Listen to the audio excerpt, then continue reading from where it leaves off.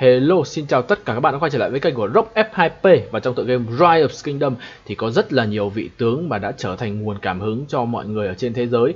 Và một trong số đó chính là Alexander Đại Đế. Và hôm nay chúng ta sẽ cùng tìm hiểu xem vị tướng này ở trong tựa game Rise of Kingdom thì sẽ sử dụng như thế nào.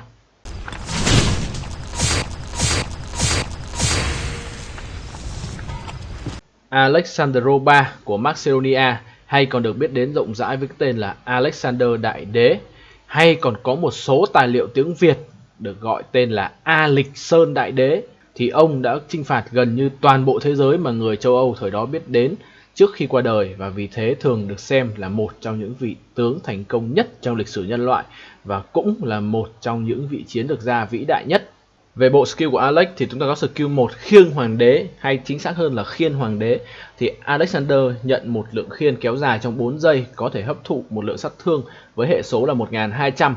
Và khi khiên có hiệu lực thì sát thương nhận vào của 3 đội quân địch trong phạm vi vòng tròn sẽ tăng thêm 30% trong 4 giây. Đây là một skill mà gần như không gây sát thương lên đối phương, mà thiên hoàn toàn về việc là búp hỗ trợ cho chính bản thân của Alex, cũng như là tăng sát thương mà đối phương nhận vào thêm 30%. Đây là một skill rất là ổn, bởi vì với 3 quân địch và đặc biệt là trong phạm vi vòng tròn thì gần như khi mà chúng ta đánh nhau ở trên open field hoặc là đánh nhau ở trong sân set thì skill này chắc chắn sẽ có thể phát huy tối đa tác dụng. Đồng thời khi mà ra chiêu này thì Alex cũng sẽ dựng một cái khiên nhỏ hơn cho đồng minh xung quanh, và skill này sẽ phát huy tối đa tác dụng khi mà các bạn mang ra open field nhiều hơn một đạo, tức là các bạn có thể mang một đạo có Alex và một đạo quân khác để được hưởng cái skill búp khiên nhỏ này. Hoặc khi các bạn đánh trên đồng mà xung quanh các bạn có những người chơi khác cùng kingdom, cùng liên minh với các bạn, thì sẽ là một cái ưu thế rất là lớn. Có một cái điểm khác biệt giữa cái khiên chính và cái khiên phụ ở đây, đó là khiên chính sẽ kéo dài trong 4 giây và khiên phụ sẽ kéo dài trong 2 giây. Thì ở đây mình thấy không có sự khác biệt gì, bởi vì khiên chính thì có cái hệ số khiên lớn hơn, gấp đôi là 1200 so với 600 của khiên phụ. Chính vì vậy nên cái việc mà thời gian ở đây nó không có ảnh hưởng. Nhất là khi thực chiến thì khiên sẽ bị mất khá là nhanh, nhưng nó cũng góp phần khiến cho đội quân của Alex và quân đồng minh trâu bò hơn trên chiến trường. Ở skill thứ hai, chúng ta có một skill khi ở trên bản đồ thì sẽ có 10% gây thêm hệ số sát thương 1700, và sát thương ở đây là sát thương đỏ. Và các bạn có một cái lưu ý, đó là khi ở trên bản đồ đồng nghĩa với việc các bạn phải ở ngoài trên open field. Các bạn không được ở trong công trình, không được ở trong mỏ tài nguyên, không được ở trong cờ, đặc biệt là cái mỏ tài nguyên. Tức là hạn chế cái việc mà các bạn để Alex trong mỏ và bị đối phương tấn công, thì các bạn nên cho Alex nhảy ra khỏi mỏ. Ở đây có một cái hiệu ứng nữa, đó là Alex sẽ miễn dịch tất cả hiệu ứng giảm sát thương. Thì hiệu ứng giảm sát thương này tới từ đâu? Hiệu ứng giảm sát thương này tới từ một số vị tướng, ví dụ như là Recharge. Khi mà Recharge sẽ có một skill gây hiệu ứng lên 5 mục tiêu trong phạm vi hình quạt, giảm 30% sát thương, thì Alex sẽ hoàn toàn khắc chế cái vị tướng Recharge này. Đặc biệt hơn là skill 2 của Alex tiếp tục có thêm một hiệu ứng nữa, đó là giảm 30% hiệu ứng chữa lành của mục tiêu cho 5 giây. Có vẻ như là Recharge là một vị tướng ra trước thì Alex là vị tướng thế hệ sau, nên là nhà phát hành cũng tập trung khiến cho Alex trở thành một quân bài để counter Recharge. Nếu mà so sánh về hiệu ứng giảm hồi máu thì 30% của Alex không thật sự cao. Chúng ta có thể đem so sánh với lại Saladin, khi mà Saladin ở chiêu 1 chúng ta không cần lên chuyên môn cũng đã giảm 40% rồi. Nhưng mà 30% mình đánh giá là vẫn là rất là ổn. Skill thứ 3 của Alex tiếp tục là một skill nữa khi ở trên bản đồ. Thì tất cả các bạn lưu ý cho mình là những vị tướng trong game mà có skill, có chiêu thức mà ghi rằng là khi ở trên bản đồ, tức là chiêu thức đó sẽ không được kích hoạt khi các bạn ở trong công trình, và đặc biệt nhất là khi ở trong mỏ tài nguyên cũng không được kích hoạt. Nên các bạn lưu ý là khi nhảy mỏ thì nên nhảy ra, chứ tránh trường hợp là thủ trong mỏ nha.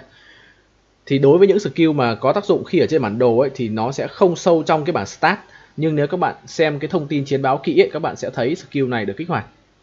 Ở đây Alex sẽ được thêm là tăng tốc độ hành quân lên 30% và tăng tấn công bộ binh thêm 30%. Điều này biến Alex trở thành một trong những tướng bộ binh di chuyển nhanh nhất trong game. Thường tấn công bộ binh 30%, đánh vào cái việc mà Alex là một vị tướng tấn công khi mà ở trong lịch sử thì ông cũng là một người mà chưa từng thua một trận nào trên chiến trường, và ông đi chinh phạt rất là nhiều. Skill 4 của Alex đó là khi đội quân được lãnh đạo bởi chỉ huy này không được khiên bảo vệ thì tấn công sẽ tăng lên 40%, và khi có khiên thì sẽ tăng lên phòng thủ thêm 30%. Thì các bạn lưu ý rằng là khi mà có khiên thì các bạn sẽ không được tăng công, và khi mà không có khiên thì các bạn sẽ không được tăng thủ. Thì gần như qua 4 chiêu thức của Alex chúng ta thấy rằng Alex hoàn toàn không có yếu tố phòng thủ ở đây, mà chỉ có duy nhất cái khiên từ skill 1 và cái chiêu 4 này để giúp Alex trở nên trâu bò hơn. Và skill chuyên môn của Alex thì đây là một skill mà nâng cấp cho chiêu 1 của Alex. Và nâng cấp ở đây là nâng cấp gì? Đó là nâng cấp cái việc mà khiến cho 3 mục tiêu trong hình vòng tròn sẽ tăng thêm 30% sát thương hồi nãy ấy. Thì đây là một skill ăn tiền của Alex nha. Điều đấy khiến cho đa số người chơi, nếu các bạn có điều kiện và các bạn muốn sử dụng Alex thì các bạn nên mắc skill Alex sớm. Còn đối với những người chơi mà đã qua cây VK chinh phạt thì các bạn có thể bỏ qua Alex cũng được. Về cái bước thứ tự nâng skill của Alex tối ưu nhất và hoàn hảo nhất thì các bạn sẽ mắc skill của Alex, bởi vì chiêu 4 này hiệu ứng tăng 30% sát thương nhận vào trong hình vòng tròn là cực kỳ ngon, nhất là khi vòng tròn của Alex rất là lớn, gần như chắc chắn là đối phương sẽ có 3 mục tiêu bị nhận thêm sát thương. Nhưng nếu các bạn là một người chơi mà không muốn đầu tư quá nhiều tượng vào Alex và các bạn chỉ muốn có một vị tướng có thể dùng ổn ở K2, K3 để đánh nhau và các bạn muốn tiết kiệm tượng hơn cho những vị tướng chinh phạt về sau, đó là skill 1 các bạn mắc. Điều này là mình không cần phải bàn nhiều, một skill quan trọng nhất của Alex. Skill thứ hai là một skill mà gây sát thương cho Alex cũng như là cái khả năng debuff giảm hồi máu. Và đặc biệt nhất là ở khả năng gây sát thương thôi, bởi vì nếu không có chiêu 2 này thì Alex sẽ gần như không gây được sát thương trên open field. Chúng ta sẽ tiếp tục mắc skill 2. Ở skill 3, skill 4 thì thật sự mà nói rằng ở skill 3 chúng ta sẽ có một cái lựa chọn nó chắc cốp hơn rất là nhiều. Khi các bạn sẽ tăng 30% tốc độ chạy thì các bạn di chuyển đi ra đi vào nó sẽ dễ dàng hơn. Nếu các bạn có bị tấn công, các bạn rút nhanh hơn và các bạn truy đuổi nó cũng dễ hơn. Thưởng 30% tấn công trong mọi trường hợp thì chắc chắn là nó sẽ ngon hơn chiêu 4. Ở chiêu 4 này thì khi mà các bạn không được khiên thì các bạn tăng công, và khi các bạn được khiên thì các bạn tăng thủ, thì cái tính chất mà bị nhảy qua nhảy lại ra hai chỉ số này đôi khi nó sẽ không ổn định, nhất là với những người mới chơi. Vì vậy nên các bạn có thể nâng theo thứ tự là 5551, tức là không cần bắt cái chiêu 4 này là có thể sử dụng được Alex ở K2, K3 rồi. Về bảng tài năng của Alex thì Alex sở hữu 3 bảng tài năng, đó là bộ binh, đa năng và tấn công. Thì ở đây có một cái điều để mình nói về, đó là bảng tài năng đa năng hiện tại đang được đánh giá là một trong những bảng tài năng có thể nói là yếu nhất trong game Rise of Kingdom. Khi mà bảng tài năng này pha trộn giữa rất là nhiều những cái yếu tố không liên quan đến nhau, ví dụ như là farm, ví dụ như là khi tấn công, đánh man rợ và thậm chí là cả khi phòng thủ. Thì cái bảng tài năng đa năng hiện tại là gần như không có một người chơi nào cộng điểm vào cái bảng này hết. Thì tương tự như vậy thì Alex chúng ta cũng sẽ chỉ tập trung vào bảng tài năng bộ binh và bảng tài năng tấn công. Thì đối với bảng tài năng của Alex mình sẽ chỉ sử dụng một bảng tài năng duy nhất thôi, thì các bạn có thể tham khảo. Ở đây thì mình sẽ có lưu ý một vài điểm. Thứ nhất, bảng tài năng tấn công không phải là một bảng tài năng ngon so với những bảng tài năng như là tài năng phòng thủ hoặc tài năng kỹ năng. Thì bảng tài năng tấn công chỉ có một cái điểm mình đánh giá là ổn nhất, đó là điểm dễ dàng này, tăng mọi sát thương gây ra lên 2,5% mỗi 10 giây. Tức là tối đa là 40 giây các bạn sẽ tăng 10% sát thương, rất là ổn. Điểm xương giáp giảm mọi sát thương phải chịu xuống, và cái điểm bất khuất này là tăng sát thương phản công lên. Thì riêng với Alex thì lại là một vị tướng mà thiếu khả năng phòng thủ, chúng ta sẽ không muốn Alex bị spam quá là nhiều. Thì có thể điểm bất khuất này nếu các bạn không cần thì các bạn có thể lấy điểm khác.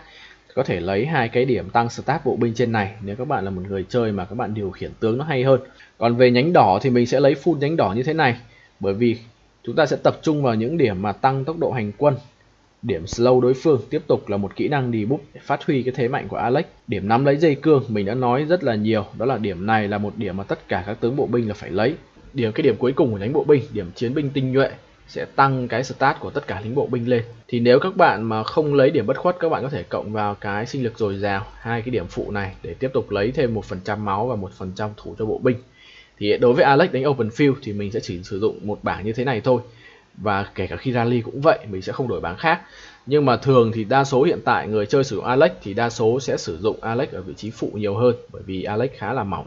Về những tướng tím mà có thể cặp với Alex thì lựa chọn đầu tiên vẫn là Tôn Tử, một vị tướng bộ binh mà rất là hot ở trong game. Thì Tôn Tử tiếp tục cung cấp một skill diện rộng để khắc phục cái khoản là thiếu sát thương của Alex, và tăng cái việc hồi nộ cũng giúp Alex ra skill nhiều hơn, tăng chỉ số của bộ binh. Lựa chọn thứ hai là Mundeo. Khi mà Mundeo cũng có khả năng debuff khi mà giảm phòng thủ của mục tiêu 30%, thì khi kết hợp với lại Alex chúng ta sẽ có một cặp debuff rất là mạnh. Và đặc biệt hơn, đấy là con tướng Viking mới Bjorn Ironside thì cũng kết hợp với Alex vô cùng tuyệt vời, khi mà vị tướng này cũng gây sát thương đơn mục tiêu và tăng sát thương kỹ năng đối phương nhận vào thêm 30%. Đồng thời ở chiêu 4 thì Bjorn cũng có một skill tương tự như Alex, đó là khi tấn công thường sẽ có 10% cơ hội gây sát thương trực tiếp lên mục tiêu, và hệ số khi mắc ở skill này là 800. Thì kết hợp với Alex khi bộ đôi này đánh open field sẽ gây lên rất là nhiều sát thương lên đối phương. Một lựa chọn khác với Alex đó là chúng ta có thể sử dụng Doan. Thì Doan là một vị tướng book, thì khi Alex Doan thì chúng ta sẽ có một cặp book và debuff. Tuy rằng cặp này có vẻ là sẽ khá là mỏng manh khi cả Doan và Alex hoàn toàn không có một cái gì để tự phòng thủ cho bản thân cả. Nhưng đây cũng là một sự kết hợp rất là thú vị khi mà Doan sẽ tăng nộ và búp cho đồng đội xung quanh, kết hợp với khiên của Alex thì cũng là một lựa chọn khá là hay. Về lựa chọn tướng cam để cặp với Alex thì chúng ta sẽ có Richard đệ nhất. Thì như mình có nói hồi nãy, Alex thực ra là một vị tướng counter Richard rất là khủng khiếp. Nhưng khi Alex kẹp với Richard, chúng ta cũng sẽ có một bộ đôi rất là đáng sợ ở trên open field, khi mà Richard sẽ cung cấp hoàn toàn những thứ mà Alex còn thiếu, như khả năng phòng thủ với việc là sẽ có giảm sát thương phải chịu từ skill 2, tăng khả năng phản công. Đồng thời Richard sẽ có khả năng hồi máu và tiếp tục debuff. Nếu như Alex khiến đối phương nhận nhiều sát thương hơn thì Richard lại khiến đối phương gây ít sát thương hơn. Hai cái debuff này kết hợp với nhau thì thật sự sẽ rất là khó chịu ở trên chiến trường. Đối với cặp Richard Alex được sử dụng khá là nhiều ở K2, K3 khi mà đánh những trận đánh lớn, hoặc khi là đánh rune hoặc là đánh những cái bệ thờ ấy, thì Alex và Richard vẫn là một lựa chọn rất là ngon. Thì bên cạnh Richard ở đây chúng ta có CM, một vị tướng mà hôm trước mình có làm một clip rồi. Thì chúng ta sẽ có một cái lưu ý ở đây là CM thực ra cũng tương tự như Richard thôi. CM là một vị tướng thiên về phòng thủ và phản công, thì cũng cung cấp cho Alex những cái mà Alex thiếu, đó chính là sự cứng cáp. Có một cái lưu ý nhỏ ở đây, đó là khiên của CM và khiên của Alex sẽ không trùng lên nhau. Tức là khi mà các bạn ra khiên của Alex là 1200 và khiên của CM là 1200 thì không có nghĩa là các bạn sẽ nhận được một cái khiên 2400. Khi mà cái khiên nào có hệ số lớn hơn thì sẽ đè cái khiên trước. Nhưng mà khi các bạn đánh nhau ở trên open field ấy thì gần như cái khiên sẽ mất khá là nhanh. Điều đó thì cũng giúp cho là CM có thể trồng được cái khiên lên sớm hơn. Một vị tướng K1 khác đó chính là G. Thì Alex G chúng ta có thể sử dụng đánh open field. Mặc dù G không phải là một tướng bộ binh, nhưng mà G lại là một vị tướng rất là đa dụng khi mà có thể cặp với tất cả vị tướng trong game. Bởi vì G nếu mà thực ra mà nói thì G chỉ có duy nhất một skill liên quan đến cung thủ thôi, đó là skill 2. Đó là sẽ trong 3 giây tiếp theo là có khả năng là tăng tấn công của cung thủ thêm 100%. Còn lại nguyên tất cả skill của G không hề liên quan đến cung. Điều này khiến G có thể cặp với Alex rất là tốt. Cặp Alex G các bạn có thể sử dụng để đánh ngoài đồng rất là ổn, nhưng sẽ vô cùng mỏng manh và chắc chắn các bạn sẽ bị đối phương tập trung đánh rất là nhiều.